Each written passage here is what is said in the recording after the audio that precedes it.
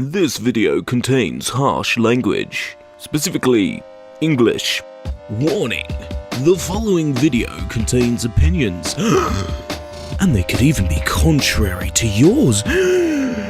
Please remember that even in the heat of the moment, it's about opinion.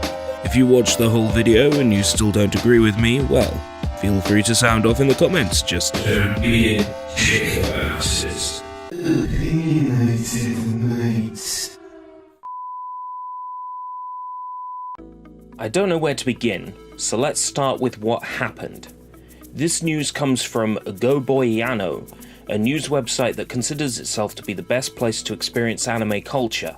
A link to the article will be in the description. In October of this year, a 27-year-old man by the name of Takehiro Shiraishi was arrested after the chopped up remains of 9 human bodies were found in his apartment. 3 women in their 20s, a 19-year-old college student, 3 high school girls, and a couple. Disgusting.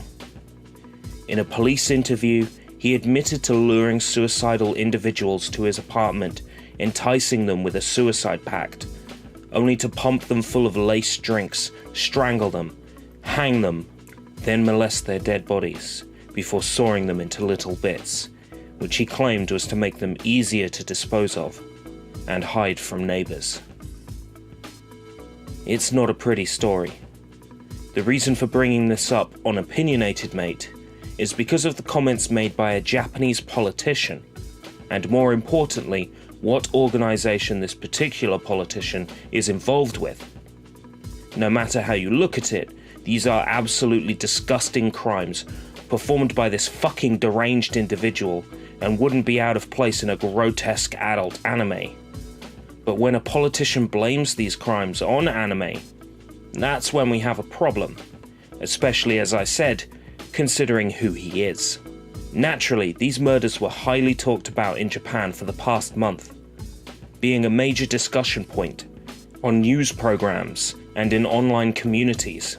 Ichita Yamamoto, a member of the House of Councillors, Liberal Democratic Party, and head of the Cool Japan Committee, a government program to fund anime and Japanese culture for international export, made shockwaves when he appeared to go against everything he actually stands for.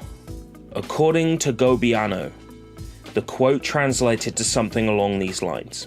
To put it simply, I think Shiraishi did this as though he was playing a video game. He's become unable to separate reality from fiction.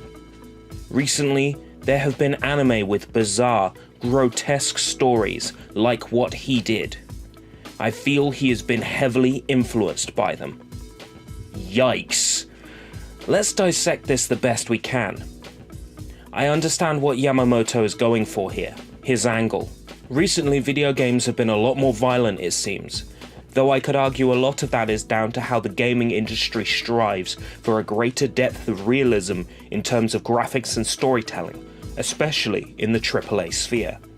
It certainly gives ladies with big looped earrings a lot to talk about on poorly researched, delivered late radical feminist video hit pieces, that's for sure. Maybe from someone outside of the fandom, it could appear that video games or anime are responsible for disgusting and vile acts, but when you're deeply involved in a government-funded program designed to expedite the export of Japanese culture, including video games, anime, and manga outside of Japan, it seems almost baffling that such a comment could ever leave your lips. But I mean, it's just the wording, right? You can clearly see that Yamamoto's intention here is to state that Shiraishi was a man who could no longer separate reality from fiction, that he was beyond natural human cognizance and treated his actions as though it were a video game, aiming for the high score or to make it to the leaderboards of the underworld to unlock an achievement in the bowels of hell. Even so, even understanding the sentiment, there's no denying that Yamamoto-san did, in fact, blame recent anime for influencing these despicable actions, and for that, he issued an in-depth apology. As soon as I said those comments, I thought, oh, that's an extremely inappropriate statement. It will be misinterpreted as my saying that the criminal was influenced and the murders triggered by a specific anime, but there's no single concrete connection between the deaths and anime. Indeed, as it turns out, Shiraishi is not an anime fan, from what we can gather. He was never connected to otaku hobbies of any kind, anime, video games, or otherwise. But this is deeply telling of a viewpoint in Japan that these interests are a telltale sign of a person's damage or delusion, but this story would seem to suggest the exact opposite, that people who don't like anime and video games are crazy. Well, no, it actually doesn't, because correlation does not equal causation. It's like the first thought of the head of the Cool Japan Committee when these murders occurred was to put his own interests in the firing line. It certainly paints this negative image of anime and video game fans that I think must be hard-coded into Japanese culture as much as it's hard-coded into our culture. All gamers are misogynists, all gamers are killers, worse than ISIS, they got Donald Trump elected, etc, etc. To continue. To the people involved in anime productions as well as anime fans, I would like to say that my statement was incredibly impolite and entirely out of line for the head of the Liberal Democratic Party's Cool Japan Committee. No fucking shit. I count myself as an earnest manga and anime fan. I deeply regret my careless words, and all I can say is that I made a huge mistake. To all the people involved with and who love anime, I am truly sorry.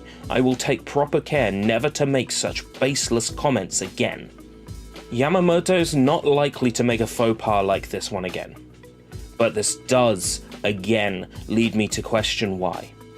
Why the head of the Cool Japan Committee would throw anime and manga under the bus when he himself consumes them, or at least claims to.